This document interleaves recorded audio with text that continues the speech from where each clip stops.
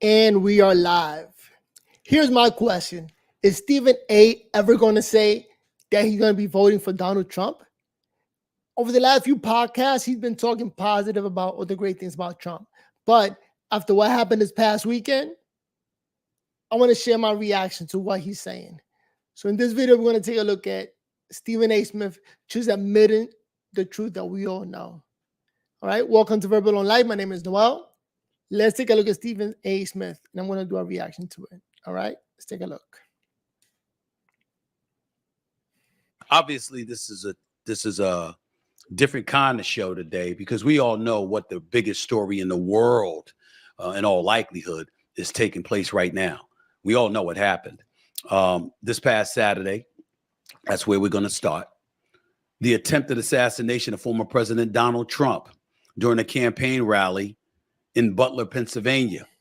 It was an historic moment without question that sent shockwaves throughout the world as Trump was rushed off the stage, his face bloodied from a bullet he says pierced his ear.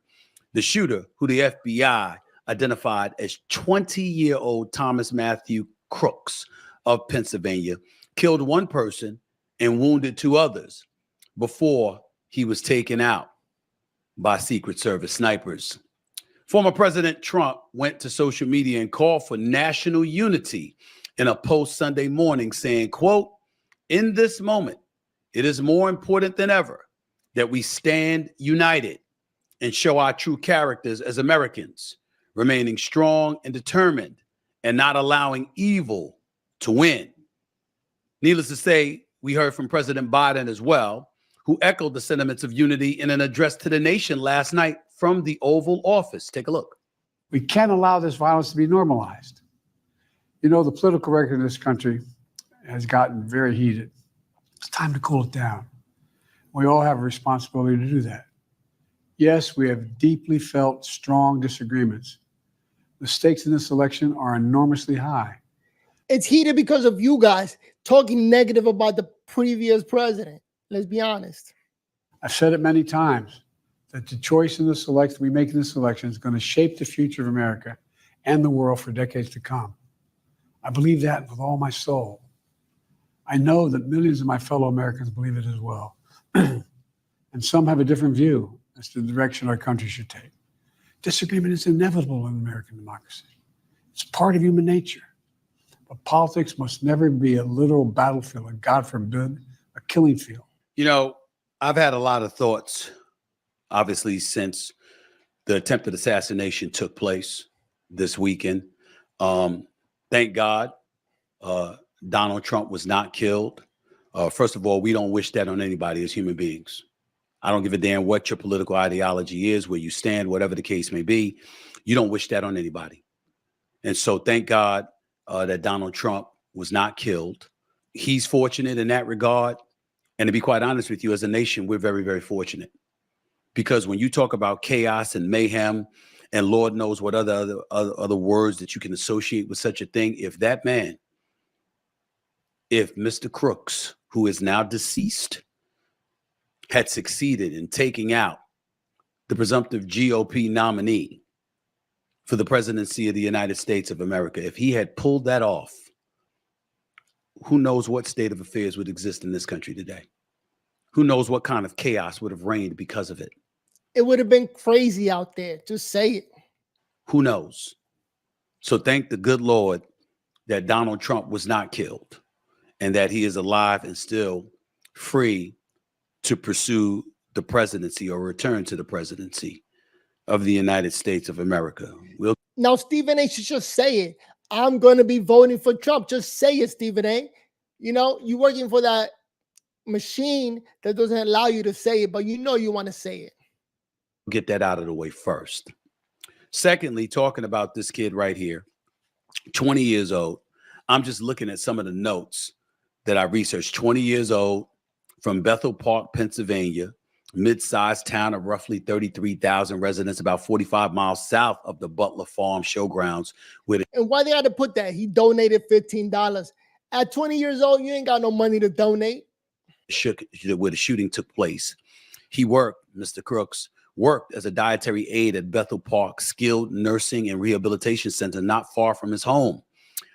He graduated from Bethel Park High School in 2022. Former classmates described him as a, quote, relentlessly bullied loner who loved playing video games and hunting. So we've had many, many conversations about the detrimental effects of bullying and the kind of terror it has the potential to breed, because one day when somebody's bullied and bullied and bullied, you just never know what they'll turn into and what they will do. And this is the latest example of that. Yeah, domestic terrorism. That's right. There's got to be domestic terrorism.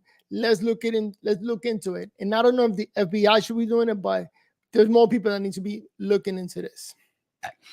All right. Interestingly enough, in some people's eyes anyway, according to state voting records, Crooks was a registered Republican, though given his age, he would have been too young to cast a ballot in 2020. However, he did make a $15 donation to the Liberal Act Blue Political Action Committee on January 20th, 2021, the day of President Biden's inauguration day, when he was just 17 years of age. They said that just hours before taking aim at the former president, Donald Trump, Crooks bought 50 rounds of ammo. And when his body was found on the roof of a manufacturing plant over 130 yards away from Trump's rally stage, he was found with an AR-style semi-automatic rifle that belonged to his father. Crooks was wearing a shirt for a popular gun-focused YouTube channel called Demolition Ranch, which has over 11 million subscribers. That picture right there, oh my God, it's a record picture. And it's going to win Trump the presidency. Crazy. That's notes about him. And that's where we go from there. I wanted to say this, and I understand that it's not going to be popular, and I'm certainly not pointing the finger at any individual or any party. Right there, Trump looks like he's protecting the Secret Service women from being hurt. When it comes to such a thing, again, thank God Donald Trump survived. We certainly don't need an assassination. This country doesn't need to deal with that. It almost happened with Ronald Reagan in the 80s.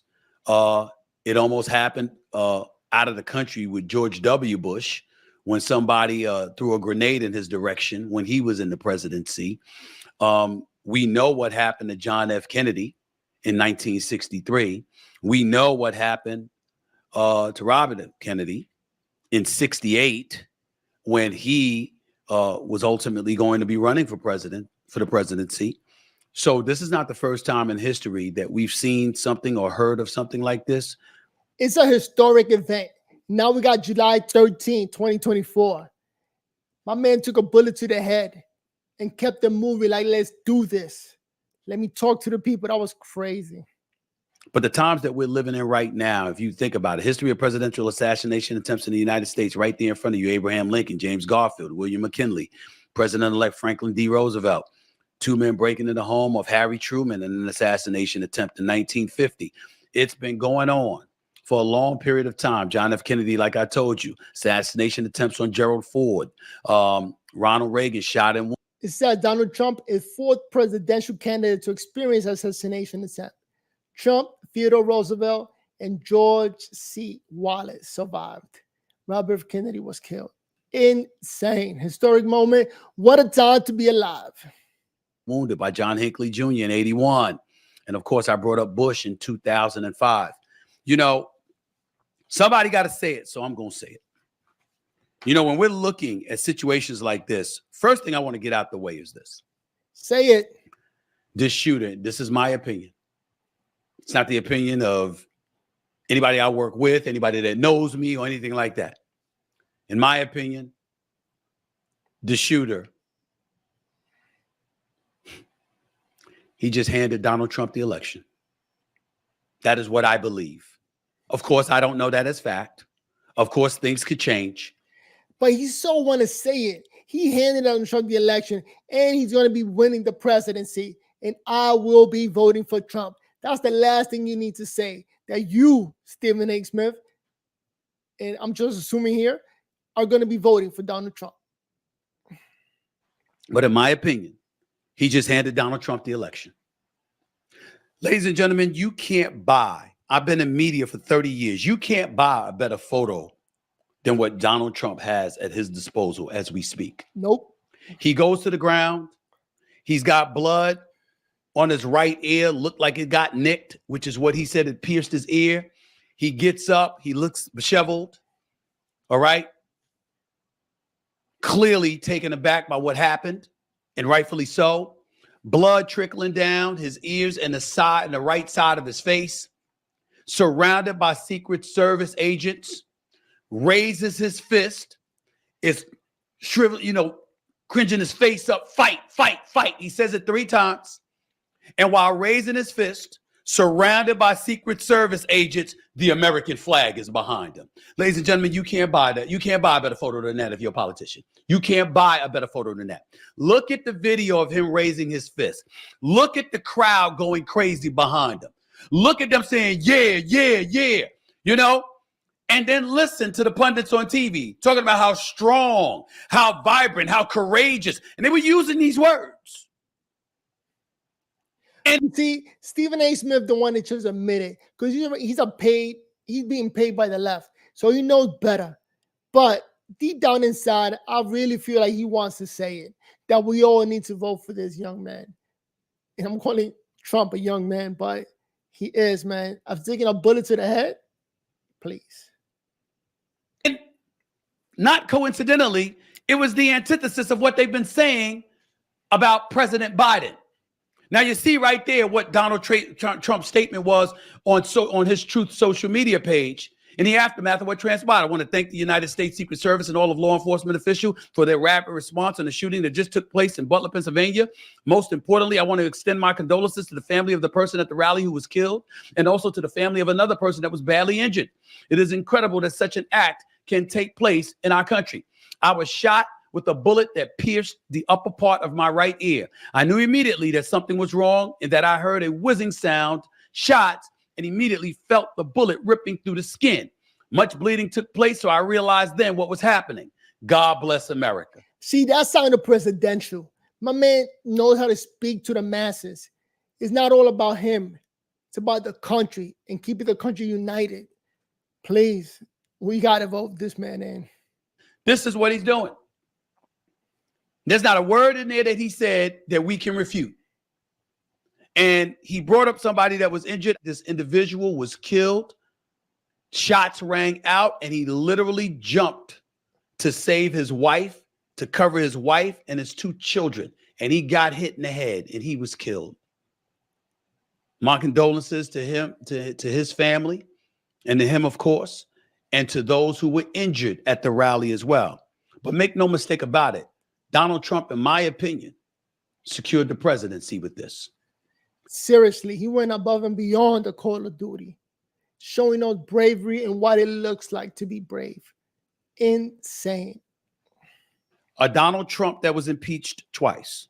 A Donald Trump that had a $454 million settlement levied against him. A Donald Trump that was convicted on 34 felony counts, yet was still the presumptive GOP nominee. That Donald Trump is now a martyr. You can slice it any way you want to. If you're talking about America and the kind of impact visuals have on our society, good or bad, as a politician, it don't get any better than the picture by the Associated Press, by the way, that you see of Donald Trump surrounded by Secret Service agents, raising his fist, imploring folks to continue to fight with the American flag behind him. All these pictures are going to go in the history books in the future of an amazing man running for the presidency to save this country. That's crazy. It doesn't get any better than that, ladies and gentlemen. And I'm not using words like better and stuff like that inappropriately, because obviously I'm not talking about his shooting. That in and of itself is egregious and awful and heinous. I'm talking about the photo thereafter. As a politician, it doesn't get it. You can't find a better photo than that. You just can't. And so this is where we are. And if you are President Biden, boy, do you've got your work cut out for you now. I mean, the pictures look like AI created, but we all know they weren't. These are actual pictures that not even AI can create. It's not fake. My man is really out there.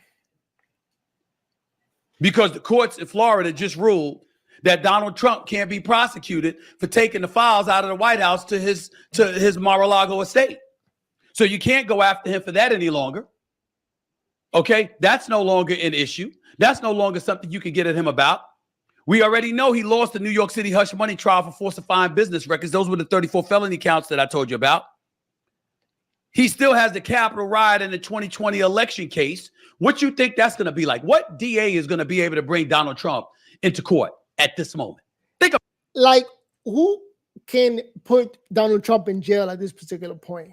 Who can lock this man up? that. Think about that. The GOP, the Republican National Convention, starts tonight in Milwaukee. He's going to name his VP running mate. He's going to give a speech Thursday, and it will no longer be presumptive. He will be officially the GOP nominee.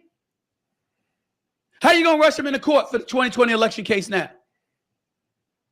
He still has a Georgia 2020 election interference case. How are you going to run that against him now? Tell me what prosecutor is going to be able to justify to the American public taking a presidential candidate and the GOP nominee into court days or weeks after he survived an assassination attempt. Insane. That means he can't even go to court. Imagine that. And September 11th or September 18th is when Judge Marchant supposed to sentence Donald Trump.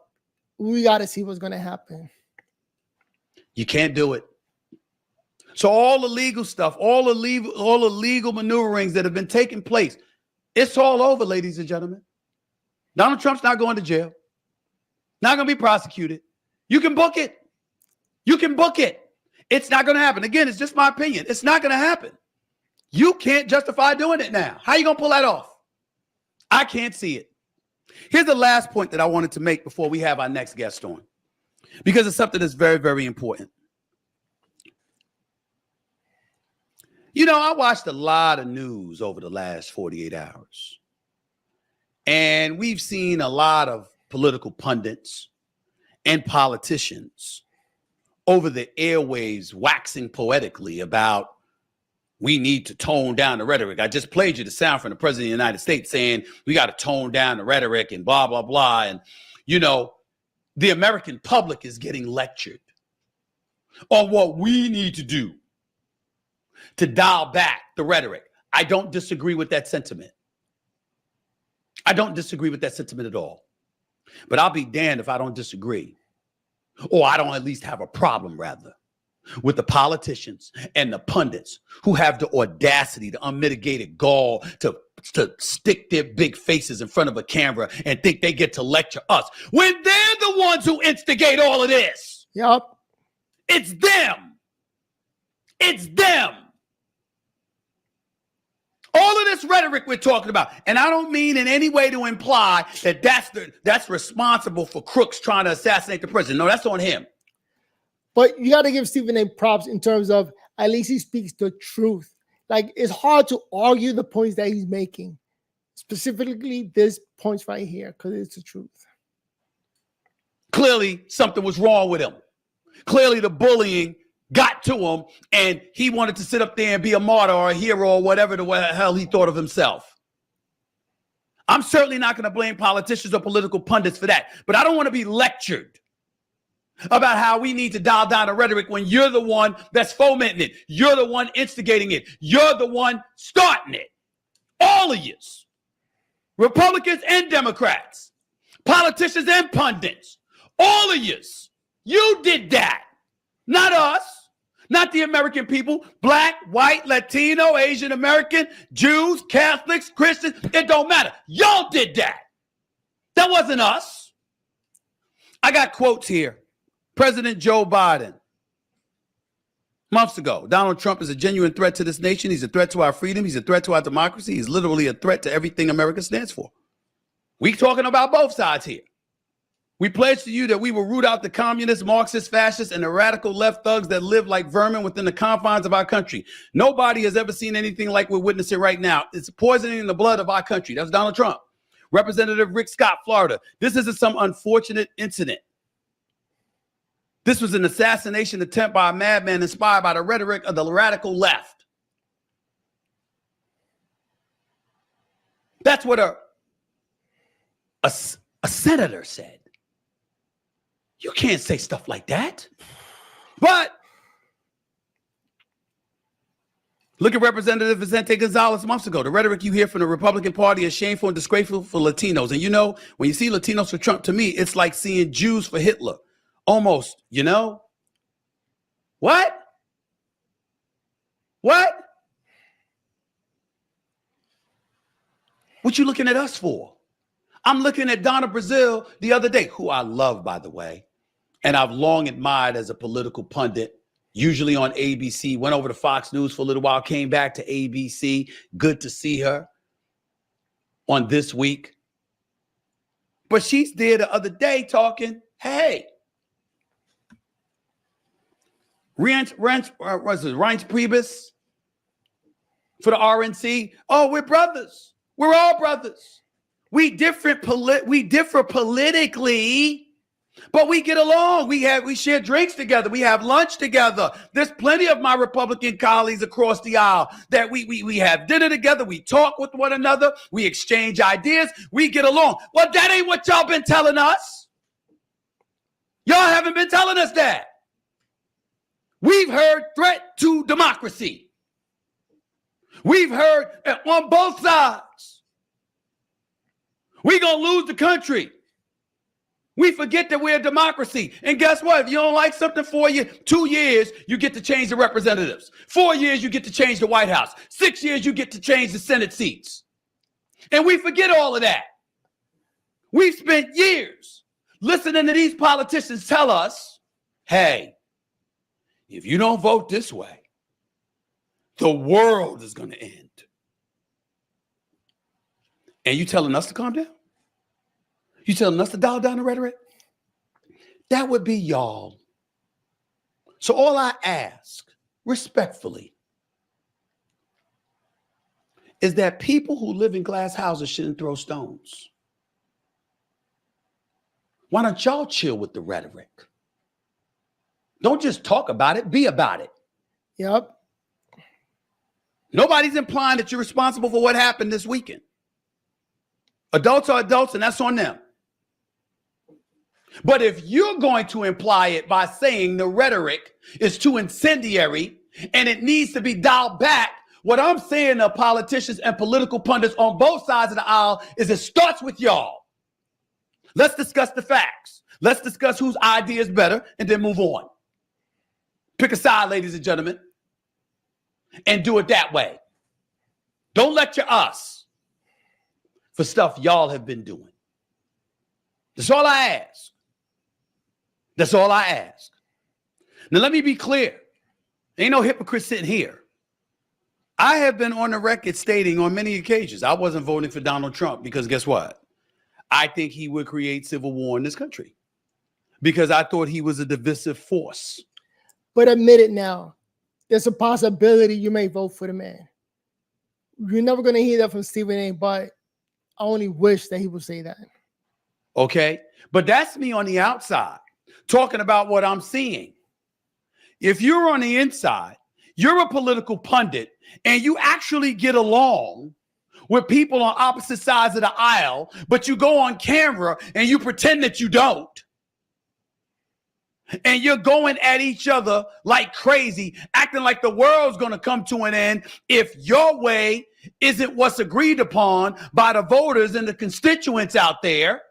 It's a problem. That's the difference between me and the pundits that I'm talking about.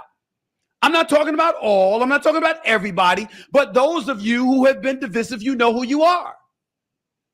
All I'm saying is, if you go do that, don't turn around and lecture the American public like it's us that were doing it. We were following your lead. One could easily argue. You on Capitol Hill. You're a political pundit on the left or the right.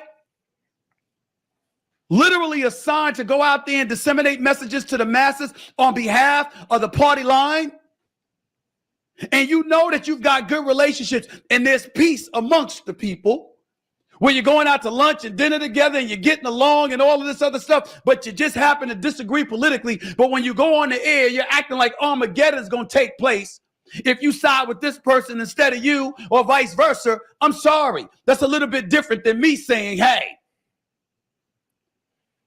I think Trump, being the divisive force that he is, may be on a revenge tour, and he's going to be a divisive force in the White House.